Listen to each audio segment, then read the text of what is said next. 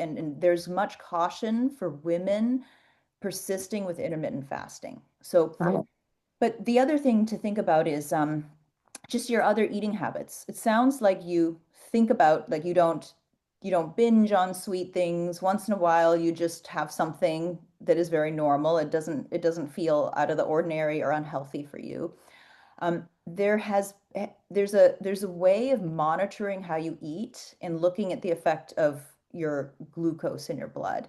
And this is something that I discovered as actually a patient taught me about it, and I learned all about it, and I did it myself. And there's a way that you can monitor your own glucose with a device that you can just stick on your arm, and it's called continuous glucose monitoring. Health insurance pays for this if you have like type 2 diabetes or a medical issue, but if you are a healthy person, you can actually go directly to the website and buy one of these. And what it does is it doesn't measure your blood sugar, but it measures the glucose in your interstitial space, which has been found to correlate highly with what your blood sugar is. And wearing one of these devices, it teaches you what eating does to your blood sugar.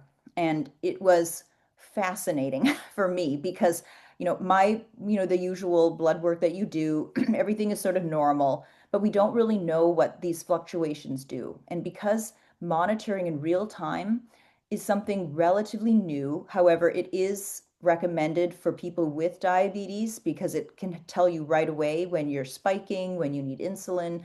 But for people who are healthy and have quote unquote like normal regulation of the blood sugar, you can learn what eating the order of the food that you eat will change what happens to your blood sugar. The goal is to kind of not eat in a way where you have a lot of spiking. So when your blood sugar goes Got it. up and down, that's not in the big picture. Like after doing that for many years, we believe this isn't as healthy.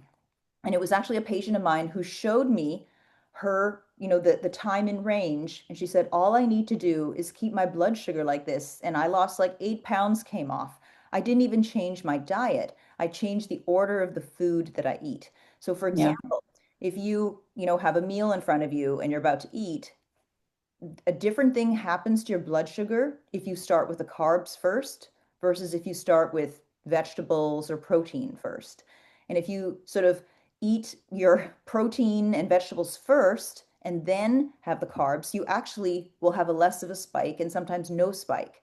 And you will learn that the way you sleep at night might affect how food affects you. And I think there's a lot of things in metabolism that theoretically people understand, but only recently are there things that people can monitor and check themselves. And this, it's called a CGM, continuous glucose monitoring. There are two companies that sell them that you can just buy, I think Abbott and Dexcom. They both have versions for just people to go online and buy something. And it's about $40 for 2 weeks of monitoring. Hmm. And the thing is, you actually will find you don't need one for forever. After about a couple of months, you learn pretty much all that you need to. I mean, for me, I had it for 2 months. I stopped wearing it, and then I decided to go back just because I was talking to somebody about it. So I wore another month, and I'm like, I know what to do. And you will just automatically, it will give you this immediate feedback that when you are spiking, you'll get a message on your phone. You'll be like, oh, so that whatever I just ate, I should have done something different. And then also, there's Okay. all kinds of really interesting things. Like if you do have a more carb heavy meal, if you like go for a walk, go walk the dog and come back, you will not spike. And there's all these minimal things that you can change in your everyday life that will change this. And I think a combination of kind of reviewing your intermittent fasting, maybe starting the morning instead of not eating for that 16-hour window, maybe having like a protein breakfast. And as I did all these things as well until I started learning about how it might not be so beneficial for muscle.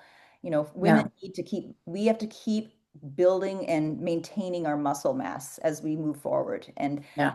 we need to, whether it's, making sure that your physical strength training exercise is just challenging enough that you can feel it the next day, making sure that maybe instead of doing the 16 8-hour window, maybe time to modify it and see what happens. consider getting one of these devices where it just shows you what